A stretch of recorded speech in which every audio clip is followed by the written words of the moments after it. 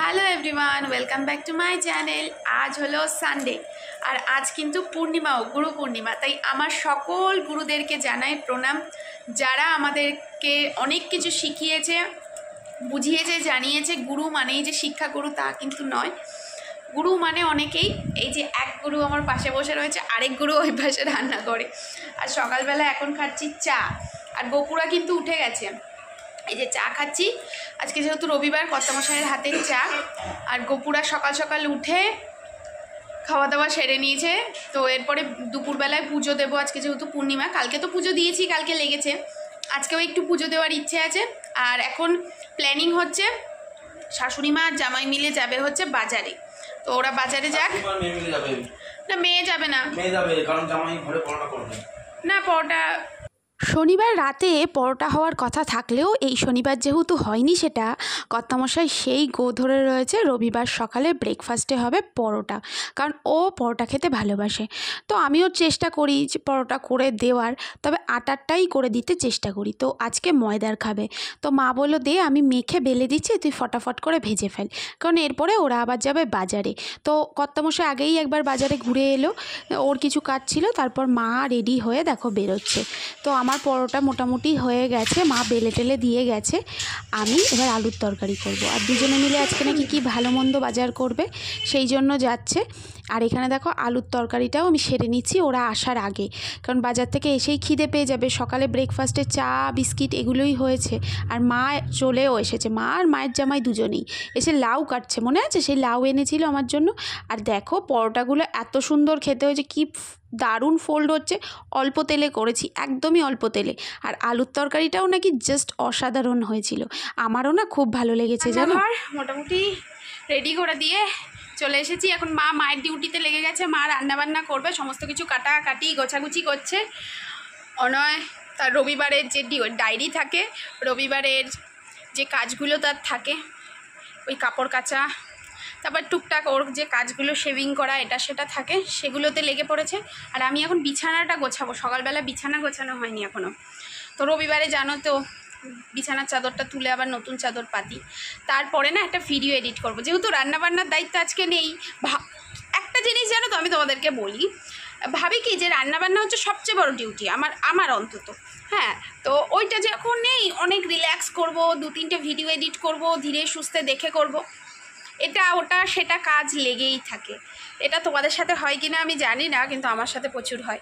যাই হোক, বিছানাটা গুছিয়ে এখন ওই কালকে শ্যামসুন্দরী মায়ের কাছে গেছিলাম, তোমরা হয়তো এতক্ষণে দেখেই নিয়েছো। তো সেই ভিডিওটা এডিট করে আমি তোমাদের কাছে প্রেজেন্ট করব।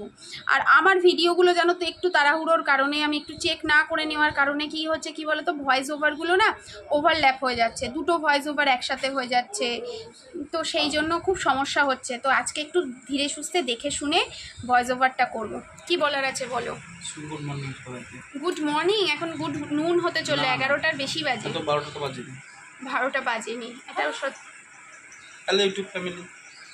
আমার ইউটিউব ফ্যামিলি কিন্তু আস্তে আস্তে একটু একটু করে বড় হচ্ছে দেখছি। আমি কিন্তু এতটাও এক্সপেক্ট করি না, মানে আমি ওকে উৎসাহ দিয়েছি। হ্যাঁ, এটা সত্যি কথা। আমি বলেছিলাম দূর ছাড়ো, আদেও দাওনি না বলেছি, ও মাঝখানে ডিপ্রেসড হয়ে গেছিলাম। কি বলতো, এই অফিস, এই এটা, তারপরে এই লাইনে রয়েছি, কিছুই অন্ধকার আছে বলে। অন্ধকারে আছো বলে, আমার পাশে আছো বলে। না না, অতটাও না, আসলে রোদে ঘোরে তো, সেজন্য মুখের ফেসের ওপরে বেশি পড়ে এফেক্টটা। সানরের যতই তুমি কভার দাও, তুমি তো আর শিল্ড করে ঘুরে বেড়াও না যে তোমার ওটা ইয়ে হবে। যাই হোক, কাজবাজগুলো করি, বেলা হচ্ছে। আমার একটা স্বপ্ন নবু করেছে। কি করেছি? সেই বার্থডেতে দিয়েছি, দেখো তো দেখি। আর হচ্ছে গিয়ে কি বলবো ভুলে গেলাম, দেখেছো, এসে মাথাটা গুলিয়ে দিল। যাই হোক, এখন বিছানাটা গুছিয়ে শ্যামসুন্দরী মায়ের ভিডিওটা এডিট করব, আগে সেটা করে ফেলি। বিছানাটা সুন্দর করে গোছাবো বলে দেখো বিছানার চাদরটা নিলাম। বলছে ক্যামেরায় আমি একটু দেখাই যে আমি তোমাকে হেল্প করছি। আমি যে কি ক্যামেরায় দেখাতে হবে না, সত্যি সত্যিই তো তুমি কত হেল্প করো। বলছে না আজকে একটু দেখাই। এই রকম ইয়ার্কি ফাজলামি চলছিল জানো তো। আরও কত কিছু যে বলছিল, আমি যে অন ক্যামেরা তোমাদেরকে বলবো সেটা পারছি না। আসলে স্বামী স্ত্রীর সম্পর্কটাই এইরকমই হওয়া উচিত। কখনো খুব ঝগড়া, কখনো খুব আনন্দ, কখনো খুব বন্ধুত্বপূর্ণ। কারণ দুটো আলাদা মানুষ, দুটো আলাদা পরিবেশ থেকে বড় হয়ে একসাথে যখন চলার পথে আসি দুটো আলাদা সত্তা এক হয়ে যায়।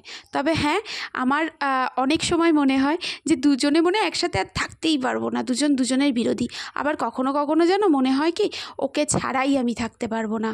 তো এই রকম স্বামী স্ত্রীর মধ্যে আশা করি সকলেরই হয়। তো দেখো ও কাপড়টা কেচে দিল, আমি কাপড় নিয়ে এলাম ছাদে, কারণ নিচে অনেক জামা কাপড় হয়ে গেছে, কয়েকটা মাত্র ছাদে দিতে এলাম, বিশেষ করে বিছানার চাদরটার জন্য। আর আকাশটা দেখতে পাচ্ছ কি সুন্দর লাগছে। বেশ অনেকগুলো দিন পরেই ছাদে এলাম। এখন না যে কটা জামা কাপড় হয় ছোটো ছোটোগুলো আমি দিনেরটা দিনেই কেচে নিই, আর রবিবারে যেগুলো হয় নিচেই দিয়ে দিই। আর বর্ষার কাল তো, যখন তখন বৃষ্টি নামে, আবার দৌড়ে দৌড়ে তিনতলার ছাদে আসা খুব কষ্টকর, তাই নিচেই কষ্ট করে দিয়ে দিই। আর আকাশটা পুরো দেখে মনে হচ্ছে না পুজোর আগে যেরকমটা হয় পেঁজা তুলোর মতন আকাশ। তবে পুজোরও খুব বেশি দেরি আর নেই, চলে এলো পুজো। আর এই গাছটা দেখো আমার খুব প্রিয় একটা ফুলের গাছ, এত সুন্দর লাগছে না দেখো ফুলগুলো। এই ফুলগুলো কিন্তু কাঠগোলাপ বলে যত সম্ভব আমার মনে হয়। এগুলো কিন্তু মাথাতেও আমরা ওই যে প্লাস্টিকের বা ওই ফোমের যেগুলো হয় মাথায় গুজি, দেখো কিন্তু রিয়েল কত সুন্দর লাগে। আর গাছগুলোকে এত সবুজ লাগছিল না, এই শ্রাবণ মাসে সবুজ দেখা খুব ভালো জানো তো। বিশেষত পেটের রোগ, বিভিন্ন ধরনের সমস্যা হয় তো, এবং চোখের সমস্যাও দেখা দেয়, সেই জন্য বলে নাকি সবুজ দেখা ভালো। আর আকাশটা দেখো, পুরো আকাশের প্রেমে পড়ে যাচ্ছি, মানে অসাধারণ লাগছে, অসাধারণ লাগছে। খুব একটা তো আসা হয় না ছাদে, তাই এই আকাশ দেখা হয় না। যখন নিজের বাড়ির ছাদ হবে, ছাদে এসে প্রতিদিন এক ফালি আকাশ দেখে যাব, এই আশা নিয়েই বুক বেঁধে রয়েছি, জানি না কবে পূরণ হবে। যদি বিছানায় পড়েছে তুমি দেখো, বললাম আমি পরে মাখছি। নাহলে তুমি স্নানে যাবে না, তোমাকে তো আমি চিনি, তোমাকে স্নানে তো পাঠাবো। একটু বসেছি, একটু স্নানে পরে যাবো বলেছি, দেখো তার জন্য ইচ্ছা করে মাখিয়ে দিচ্ছে যাতে এটা শুকালে আমি স্নানে যেতে পারি। বেশিক্ষণ থাকতে পারবে না, সকালে যেতেই হবে, তুমি নিজে থেকেই যাবে, আমাকে তো যেতে পাঠাতে হবে না। দেখেছো পয়সা বাঁচানোর, যারা পয়সা বাঁচাতে চাইছো, বউকে ফেসিয়াল করতে দিতে চাইছো না, পয়সা কম, তারা এইসব মুলতানি মাটি এনে মাখিয়ে দেবে বউকে, খুব খুশি হবে বউও। আসল কথাটা তখন বলতে পারলাম না ওর সামনে। যারা পয়সা বাঁচাতে চাইছো কিন্তু বউয়ের কাছে ভালোও সাজতে চাইছো, তারা কম দামে এই মুলতানি মাটি এনে বউয়ের মুখে লেপে দাও ভালো করে, দেখবে ফেসিয়ালের থেকে ভালো কাজও হচ্ছে, এবং মানে তোমার পয়সাও বেঁচে যাচ্ছে আর বউয়ের ভালোবাসাটাও পাচ্ছ। বুদ্ধি বুদ্ধি, এগুলো অনয় গুপ্তেরই বুদ্ধি। যাই হোক, এই মেখে চেখে এখন বসে থাকি, শুকাতে শুকাতে তারপর যাবো স্নান করতে। ভাবলাম একটু শুই, সবাই কাজ করছে যে যার মতো, আমিও এতক্ষণ কাজ করছিলাম, বসেছিলাম না, কিন্তু টুকুর টাকুর কাজ করছিলাম, মানে ভারী ভারী কাজ আজকে কিছুই ছিল না। আর রান্না মা করছে, ও ওই দিকটা সামলাচ্ছে, আমি একটু বসেছিলাম। কেন, স্নান করতে যেতে হবে, প্রায় 1টা বাজে, যেতে তো হবেই। তো এটা শুকাক, তারপর যাব হচ্ছে স্নান করতে, তারপর দেবো হচ্ছে পুজো। আজকে হচ্ছে পূর্ণিমার পুজো, তো ফল টল সব আনা হয়েছে, গোপালরা যেহেতু আমার কাছেই রয়েছে, তো পুজোটা আমিই দেবো আজকে।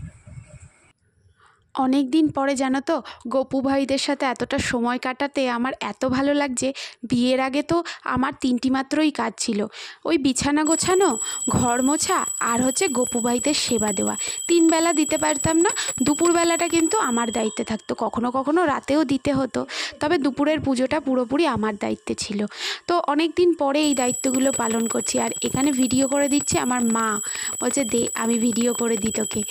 তো এত ভালো লাগছে না গপু ভাইরা রয়েছে বলে, মনটা না পুরো মনে হচ্ছে যেন উৎফুল্ল। কত কষ্টে থাকি, সেই কষ্টগুলো কখন ভুলে গেছি আমি, জানো তো, কত রকম সমস্যা মানসিক, তোমরা তো জানোই, আর অনেক কিছুই জানো না। তো সমস্ত কিছু মিলিয়ে আমি একাকিত্বে জীবন কাটাই, আর এর আশাতে কী যে আনন্দ লাগছে তোমাদের কি বলবো। আর এখন ক্যামেরা করতে কে এসছে জানো, জয় রাধে রাধে, কর্তামশাই মানে আমার হাজব্যান্ড। ওর নজর হচ্ছে প্রসাদের দিকে, তাই ভিডিওটাও করছে প্রসাদের দিকে। সেই জন্য আমি আরতি করতে করতে একবার ওর দিকে তাকিয়ে নিলাম, বলছে কি আমার তো নজর ওইদিকেই রয়েছে, কতক্ষণে পুজো হবে, কতক্ষণে প্রসাদ পাবো, বলো তো, যার নজর যেদিকে। তবে ও কিন্তু তুলসী তলায় জল দিয়েছে, ধূপকাঠি দেখিয়ে তারপরে ঘরে গেল। ওর আজকের মতন কাজ, যে ডিউটিগুলো ছিল সেগুলো কমপ্লিট। মায়ের রান্না কিন্তু এখনো ইনকমপ্লিট, মা রান্না করছে। আর দেখো কি সুন্দর ভরাট ভরাট লাগছে জায়গাটা, আমি বারবার শুধু এই কথাটাই বলছি যে আমার ওই জায়গাটা যেন গোপালদের জন্যই রাখা রয়েছে। কিন্তু দুদিন পরে যখন চলে যাবে তখন যে কতটা কষ্ট হবে, তখন মানে আমি সেটা বলে বোঝাতে পারছি না। তো মাকে বলছি, মা আর কটা দিন থাকো। মা না এতদিন এসে বিয়ের পরে থাকেইনি, জানো তো, এই প্রথম। তো খুব ভালো লাগছে।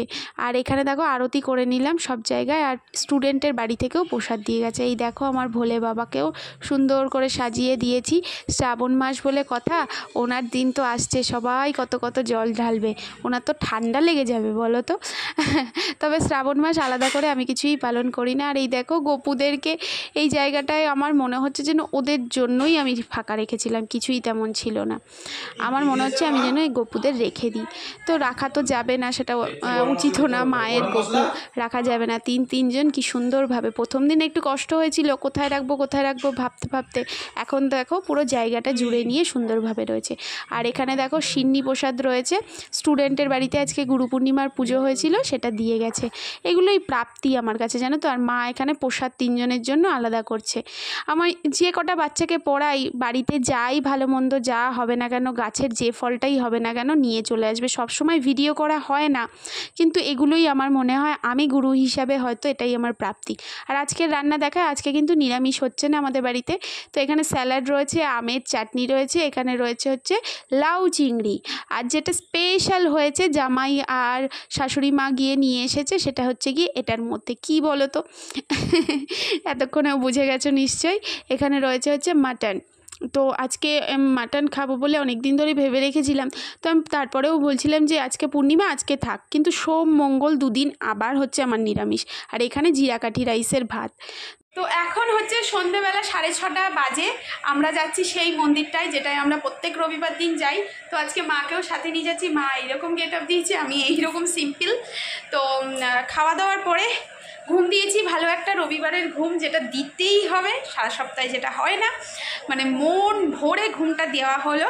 উঠেছি তখন কটা বাজে, 5টা 10-15 বাজে। তারপরে ভয়েস দিলাম। ভয়েসটা জানি না ঠিকঠাক হবে কি না, কারণ আমার ভিডিওর ভয়েস খুব বাজে যাচ্ছে। তো ভয়েসটা দিলাম, ভিডিও আপলোড করলাম, তারপর চা খেলাম। কর্তামশাইয়ের হাতে চা খেয়ে সবাই মিলে রেডি হয়ে সন্ধে দিয়ে এবার যাচ্ছি মন্দিরে। তো চলো তোমাদেরকেও সাথে নিয়ে যাই আজকে।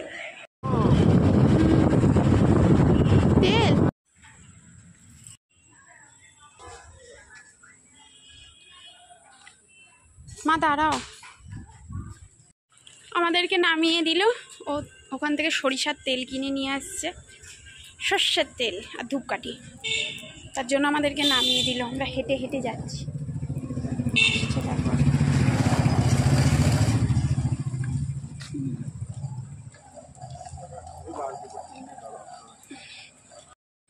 চলে এসেছি শঙ্কর মঠ আশ্রমে। তো এখানে দেখো আজকে না বিশেষ পুজো হয়েছিল, আজকে গুরু পূর্ণিমা ছিল না, চারিদিকে ফুলের গন্ধ। এখানে দেখো যজ্ঞ করেও পুজো হয়েছিল। আগের রবিবারেই অ্যানাউন্স করেছিল যে সকাল থেকে আজকে এখানে ভোগ নিবেদন করা হবে, তারপর বিভিন্ন রকম পুজো অর্চনা করা হবে, কিন্তু আমাদের আর হয়ে ওঠেনি আসা। তো যেমন আসি সেরকমই এসছি সন্ধেবেলায়। তো এত ফাঁকা ফাঁকা দেখে প্রথমে ভাবছিলাম আজকে মনে হয় আর কিছু হবে না, যেহেতু হয়ে গেছে একবার, অনেকক্ষণ পুজো হয়েছে, প্রায় দুপুর পর্যন্ত পুজো অর্চনা হয়েছে। তো ও দেখো আজকে নিয়ে এসেছিল এই তেল আর ধূপকাঠি। তো ও নিজে থেকেই এগুলো নিয়ে এসে দেয়, আমার খুব ভালো লাগে। তো আমি আগে প্রথম বিভিন্ন জায়গায় মন্দিরে গেলে না বলতাম, ও বলতো কি দুষ দান পাত্রে দেবো, ওইভাবে দেবো না। তো যাই হোক, এখন নিজে থেকেই কিনে নিয়ে যায়। আর এখানে দেখলাম ঠাকুরমশাই পুজো দিচ্ছে, সন্ধে আরতি করছে। তো ভাবলাম আজকে গীতা পাঠ হোক না হোক, বা সন্ধে আরতির সেই রকম গান বাজনা হোক না হোক, আমরা একটু বসি। মন্দিরটা কেমন বলো? আশ্রমটা খুব সুন্দর। চলো আজকেও পাঠ হবে বলছে, একে একে আসছে সবাই। বসছি।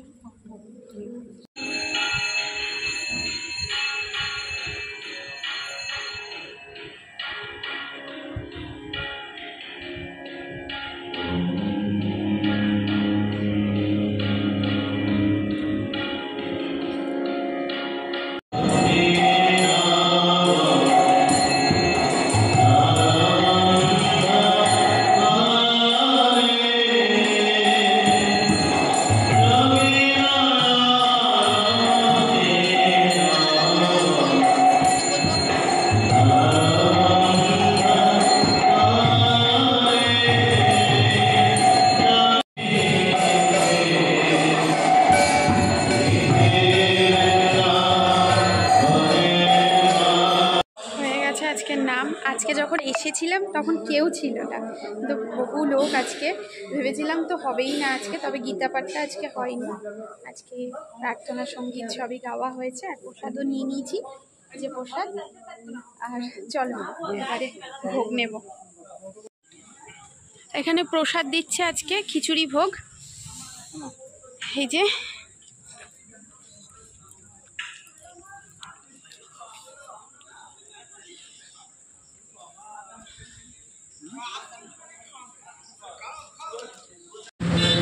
আমরা যাচ্ছি এখন বাড়িতে, ওখান থেকে ভোগ টোগ খেয়ে এলাম। মায়ের কাছে চাবি রয়েছে, তো আজকে যেহেতু মা রয়েছে বাড়িতে, সেই জন্য বললো যে আমি একটু গল্প আড্ডা দিয়ে আসি। না হলে অন্যান্য দিন তো পারে না আড্ডা দিতে, যেহেতু আমি একা থাকবো বাড়িতে, সেই জন্য আড্ডা মারতে পারে না একটা দিন রবিবার। বলছে আজকে মা রয়েছে, আমি একটু গল্প গুজব সেরে তারপর আসছি, তোমরা বাড়ি যাও। তো এখন বাজে 9টা, প্রায় 9টা। আমার ভিডিওটা এখনও আমি পাবলিক করিনি, এবার গিয়ে পাবলিক করব। আজকের ভিডিওটি ভালো লাগলে সবাই পাশে থেকো, সাথে থেকো। টাটা।